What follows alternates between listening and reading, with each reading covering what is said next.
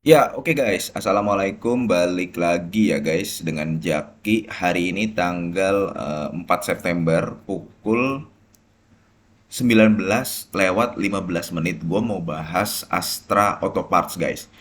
Sebenarnya gini, memang ini di kuartal 2 2024 belum gue bahas. Cuman Astra Auto Parts ini ya sama seperti Adaro guys. Perusahaannya bagus, hutangnya kecil, kemudian ekuitasnya juga bertumbuh, kemudian dia bagi dividen. Jadi sebenarnya nggak praktis, nggak terlalu banyak hal yang bisa dibahas dari saham auto. Karena kan gini, kalau misalkan saham lagi banyak masalahnya, banyak gitu loh yang bisa kita bahas. Saham auto enggak, dia memang lagi bagus, lagi oke, dan ya wajar sahamnya nggak turun, susah untuk turun. Nah, sekarang ya Astra Otopart dulu bisnis termasuk salah satu bisnis yang capek. Tahun 2018, 2019 net profit marginnya cuma 3%. Kemudian mulai naik di tahun 2023. Ingat guys ya, tahun 2023 tuh dia mulai naik. Di sini nih, udah mulai naik nih. Terutama setelah keluarnya laporan keuangan kuartal 4 tahun 2022. Ya kan? Laporan keuangan ke kuartal 4 2022 kan berarti rilisnya di sekitar bulan Februari dan Maret. Januari, Februari, Maret. Dan itu udah mulai tinggi tuh. Karena kenapa? Ya net profit marginnya sudah meningkat cukup signifikan. Yang tadinya ada di angka 4%, kemudian menjadi 7%. Itu di tahun 2022. Iya dong, merespon. Sebenarnya guys ya, ditambah sebenarnya gini, kalau misalkan net profit marginnya meningkat, ditambah pendapatannya juga meningkat, otomatis labanya naik. Naiknya drastis.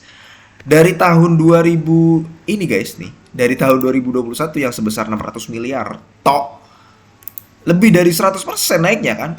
Ya coba lo perhatikan dari tahun 2021 ke 2022. Ya alhasil respon market sahamnya naik tinggi.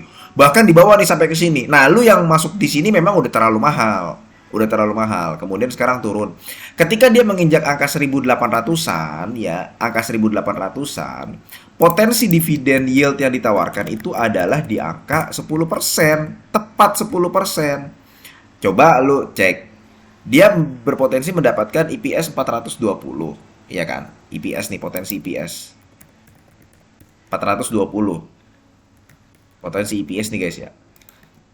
Biasanya perusahaan ini minimal minimal banget ya. Manajemen sudah menyampaikan minimal akan membagikan dividen payout ratio itu ada di angka 45%. 45% itu adalah interim beserta dengan finalnya ya. Cuman kan terkadang auto bisa bisa memberikan dividen payout ratio yang lebih dari 45%. Ya, memang di tahun 2021 2022 itu 40%, di tahun 2023 itu 45. Dan di tahun 2024 memang manajemen juga menyampaikan minimal 45%. Itu manajemennya sendiri yang menyampaikan. Berarti kalau misalkan dia punya di angka 420 ya, berarti 45% potensi yang ditawarkan adalah 180-an kan? 189. Nah, makanya waktu di harga ini, di harga 1800, mantul gitu guys. Karena potensi yang ditawarkan udah sangat menarik dengan minimal dividen payout ratio 45%. Nah, sekarang bagaimana prospek ke depannya? Sebenarnya gini, kalau dikatakan prospek auto masih oke. Memang ada beberapa kabar yang mengatakan bahwa apabila nanti kendaraan kendaraan listrik ya, baik itu motor, mobil, truk dan sebagainya itu sudah masif ya. Auto ini ada yang mengatakan bisnisnya nggak terlalu secerah saat ini. Cuman begini guys, eh, perusahaan seperti auto dia kan sudah menyampaikan juga bahwa dia juga beradaptasi. Dia ada penyedia tenaga kendaraan listrik, kemudian komponen-komponen listrik juga dia masuk. Nah, betul, memang kendaraan listrik apabila nanti masif,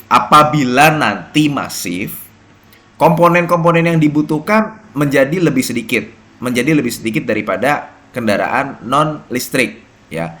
Cuman itu tidak serta-merta membuat bisnisnya menjadi gelap. Paham guys sampai sini guys ya? Karena part itu kan akan terus diganti.